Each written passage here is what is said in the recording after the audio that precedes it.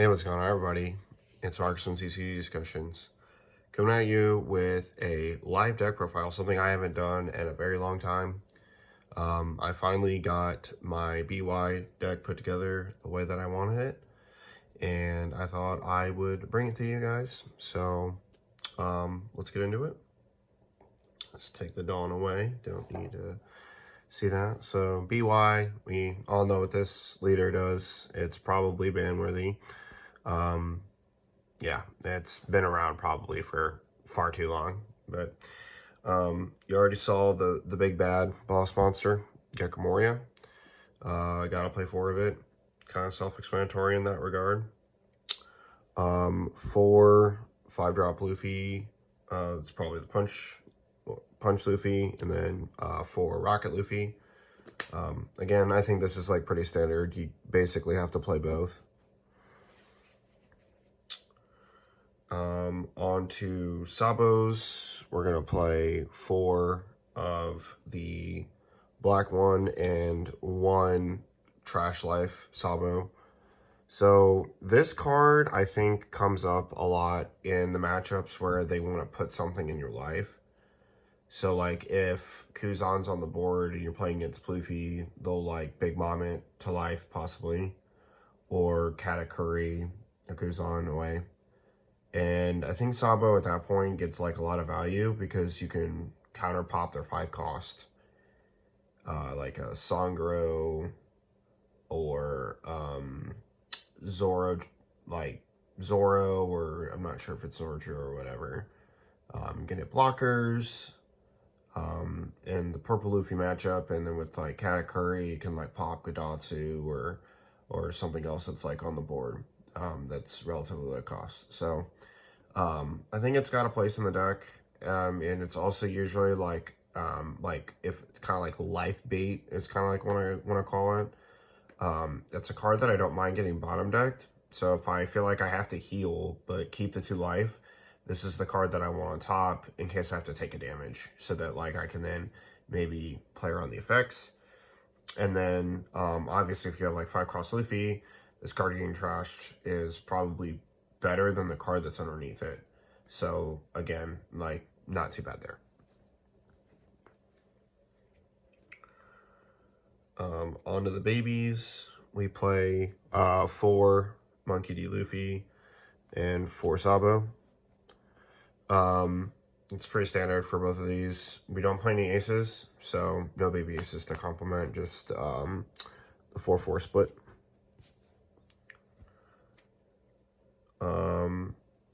Then we play Searchers. We play 4 Garp and 1 Three Brothers Bond.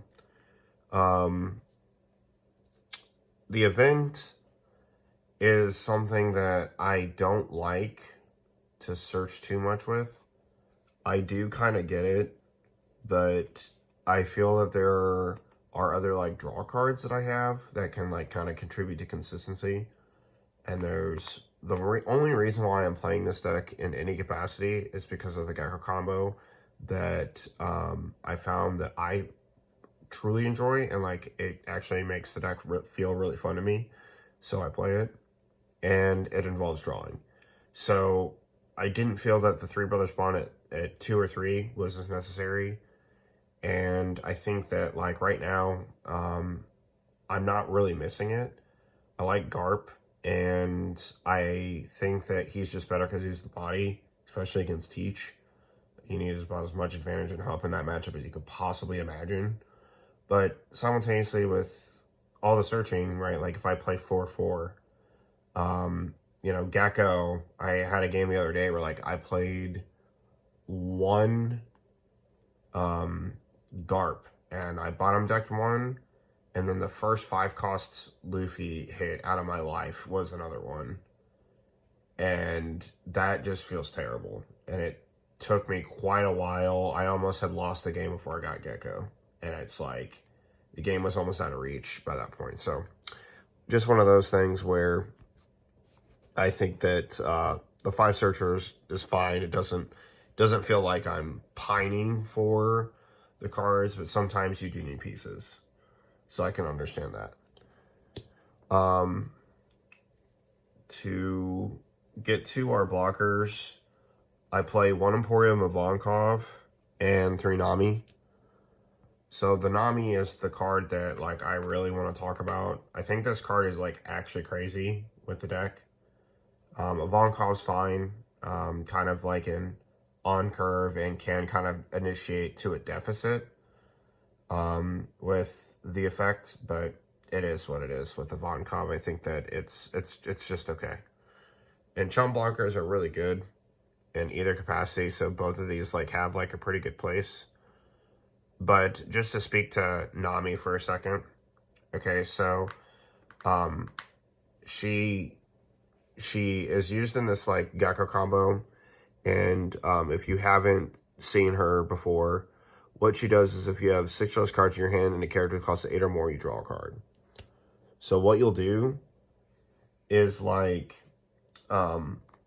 this is like way stronger if you have like 5 cost Luffy on the board or another baby already. You can actually get like the full 9.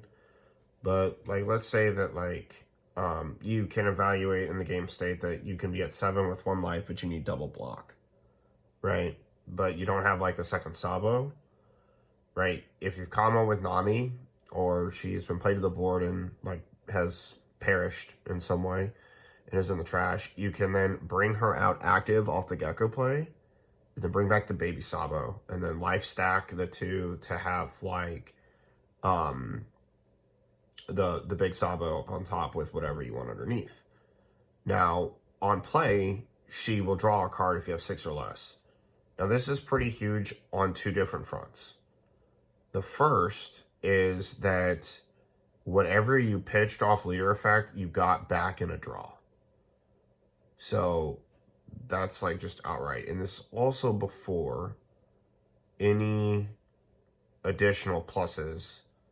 Like if you have like the double block and you're not going to die and you have like 5 cost Luffy off the heel, you can then draw again. So now you're plus. This is like really good for the deck because it basically translates into you not losing advantage in situations where you kind of would. And generating more card advantage in this deck just allows you to extend the game in your favor. And I think that Nami is like the most unique blocker. Well, I know there's like Viola, I know Ivankov, I know Shirahoshi for reduction. Like I totally get all those, but like this draw is like actually really powerful and I like it a lot.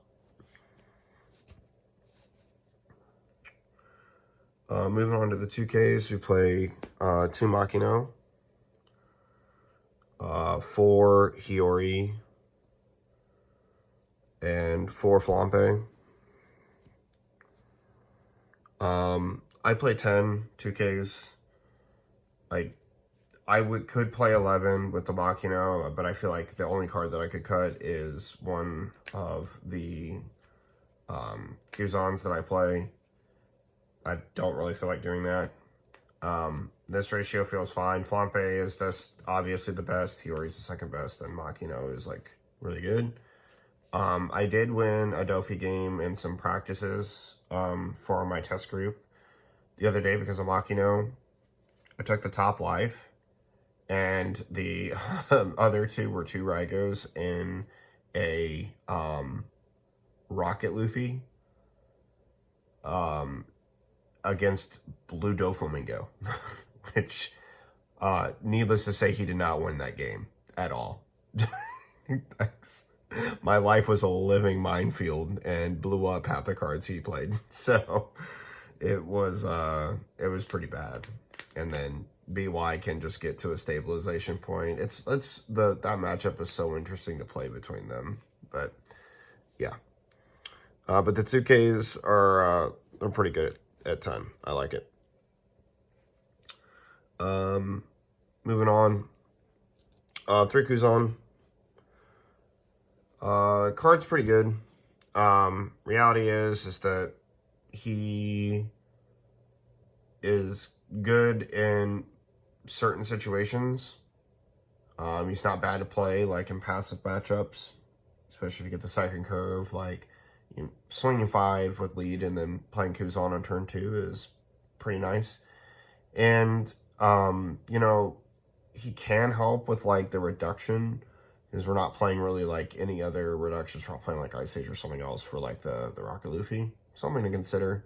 Maybe, like, Katakuzan for a one-of, but the other thing is that he is nice just having, like, that extra board presence um, to like swing with, and then he draws a card to replace himself, which is just really good for the leader, honestly. Like, if you're playing bodies of the board, him replacing himself just really isn't that bad value. And him being able to contribute to aggression, and he almost just magnetizes everything. Like, removal, he'll magnetize that, and an attack. Like, people just do not want this card to live, so I think 3 is pretty good. And then, last but not least, 3 Raigo, or Kingdom Come, because it's the English version, and for some reason we like to downgrade our names, but all that to say, I like this a lot. I like it for its trigger effect, and I like it for, obviously, removing big bodies, especially threatening ones, that will just outright destroy you, like 10 cost teaches. This is really strong into that. I will also say, though, that, like, it's kind of hard to call out some big boss cards with this, and sometimes it feels like there's matchups where, like, you don't need it. Like, you think you won't need it against Dofi, and then they play, like, a Mihawk or a 10 cost Kaido, and you're, like, very sad. But overall, very, very good card, and can be played considerably easy in this deck. It's kind of cool that you can still, if you have like a baby Raigo and like full tone Dawn, you can, in your 0, you can Raigo a card, you can heal 2 and use a baby effect to be 7 and swing 9. Like, I think that's like really, really good value. So, that pretty much does it for my BY deck. Let me know what you guys think about this down in the comment section below. And as always, I will catch you guys in the next one. This is Marcus from TCG Discussion signing off. Laters.